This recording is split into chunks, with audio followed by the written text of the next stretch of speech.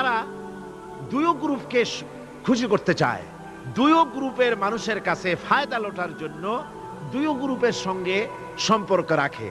ইসলাম বিরোধী যারা তাদের সাথেও সম্পর্ক থাকে, আর ইসলাম যারা করে তাদের সাথেও সম্পর্ক রক্ষা করে। কোরআনে কারীম ওদের ব্যাপারে বলা হয়েছে, আল্লাহ রাব্বুল আলামিন বলেন, ফাইন কানা লাকুম ফাতহুম মিনাল্লাহি ক্বালু আলাম তাকুম মাআকুম।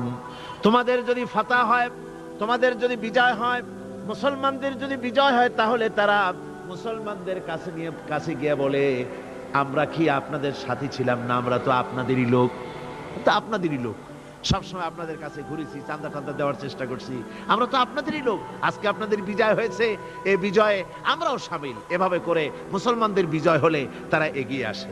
আর যদি কাফেরদের জয় হয়, وَإِنْ كَانَ لِلْكَافِرِينَ نَصِيبٌ قَالُوا أَلَمْ نَسْتَحْوِذْ عَلَيْكُمْ। কাফেরদের যদি বিজয় হয়, তাহলে কাফেরদের কাছে গিয়ে বলে, আমরা তো তোমাদের সাথীরই লোক, আর মুসলমানদের অত্যাচার থেকে বাঁচাবার জন্য তোমাদেরকে আমরা বড় চেষ্টা করেছি, মুসলমানেরা যাতে তোমাদের উপর অত্যাচার করতে না পারে, সেজন্য রাত দিন আমরা পরিশ্রম করেছি, আমরা তোমাদের সাথীরই লোক। এই বলে দুই দিকে ফায়দা লুটতে চায়। ওদিকে আপনার মুসলমানদের কাছেও ফায়দা লুটতে চায়, আবার কাফেরদের বিজয় হলে সেখানেও তারা ফায়দা লুটতে চায়। মুনাফিকরা হলো সুবিধাবাদী। মুনাফিকরা কি? সুবিধাবাদী, সুবিধাবাদ জিন্দাবাদ, এই চরিত্রের লোক। সূরা তাওবার মধ্যে বলা হয়েছে, তাবুকের যুদ্ধে আল্লাহর নবী যখন মুসলমানদেরকে দাওয়াত দিলেন যুদ্ধে যাওয়ার জন্য, জিহাদে যাওয়ার জন্য, লোকেরা সব প্রস্তুতি নিল। মুনাফিকরা তখন গিয়ে রাসূলের কাছে আরজ করলেন।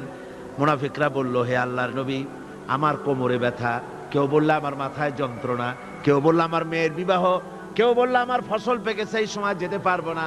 নানান অজুহাত দিয়ে তারা যাওয়া থেকে বিরত রইল। আল্লাহ রাব্বুল আলামিন এদের চরিত্র সম্পর্কে কোরআনে কারীমের মধ্যে বলে দিলেন, লাউ কানা আরাদান করিবান ওয়া সাফারান কাসিদান লাত্তাবাউক ওয়ালাকিন বাউদাত আলাইহিমুশ শুক্কা। আল্লাহ পাক বলছেন, লাউ কানা আরাদান করিবান ওয়া সাফারান কাসিদান, যদি সফর হতো সহজ, সফরটা যদি, রাস্তাটা যদি সুগম হতো, আর ফায়দাটা যদি সহজলভ্য হতো, লাত্তাবাউক, তাহলে অবশ্যই এই লোকেরা আপনার অনুসরণ করত। যেহেতু পথ খুব কঠিন, শত শত মাইল যেতে হবে মদিনা থেকে তাবুকের প্রান্তরে, বহুত কষ্ট, উট আছে, ঘোড়া আছে, আবার অনেকের নাই, পায়ে হেঁটে যেতে হবে, খাবার আছে, আবার অনেকের কাছে নাই, খেতে কষ্ট হবে, যেতে কষ্ট হবে, পথে কষ্ট হবে, রৌদ্রে কষ্ট হবে, এই সব কষ্ট।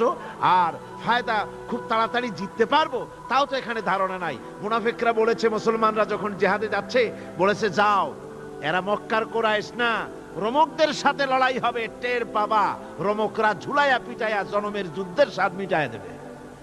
এইভাবে করে মুসলমানদেরকে ভয় দেখিয়েছে, নিজেরাও যায় নাই, ওদেরকেও বাধা দিয়েছে। আল্লাহ বলছেন, ও নবী, যদি রাস্তাটা খুব সুগম হতো, আর যাই যদি যুদ্ধে জয়লাভ করার মতো ধারণা ওদের থাকতো, গনিমতের মাল অনেক পাবে, এই চিন্তা যদি থাকতো, লাত্তাবাউক, তাহলে অবশ্যই এরা আপনার সাথে যেত। কিন্তু বিষয়টা হচ্ছে, ওয়ালাকিন বাউদাত আলাইহিমুশ শুক্কা, বিষয়টা হচ্ছে এই পথটা বড় কঠিন, মোটেই সুগম নয়, এই জন্য তারা বিরত রয়েছে, আপনার সাথে যায় নাই। আর ফিরে যখন রাসূল এলেন, যখন আল্লাহর নবী জিহাদে বিজয়ী হয়ে যখন ফিরে এলেন মদিনায়, আল্লাহ রাব্বুল আলামিন বলেন, এই মুনাফিকরা সকলের আগে রাসূলের সঙ্গে দেখা করেছে।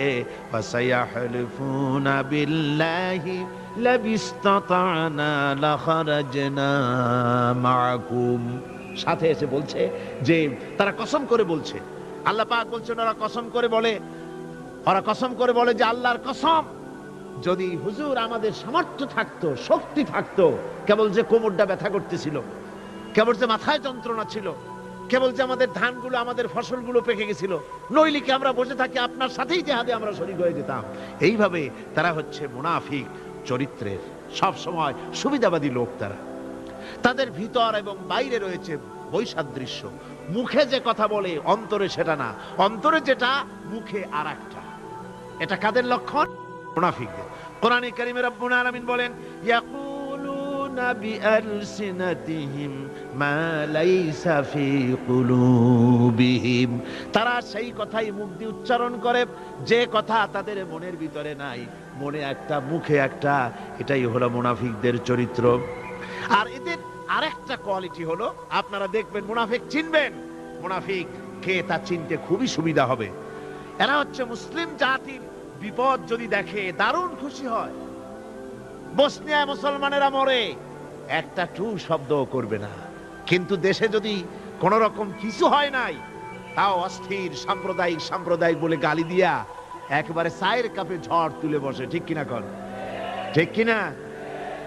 বাবরি মসজিদ ভাঙা হয়েছে, সেই উপলক্ষে ভারতে শত শত মসজিদ ভাঙতেছে অহরহ, সে ব্যাপারে কথা নাই।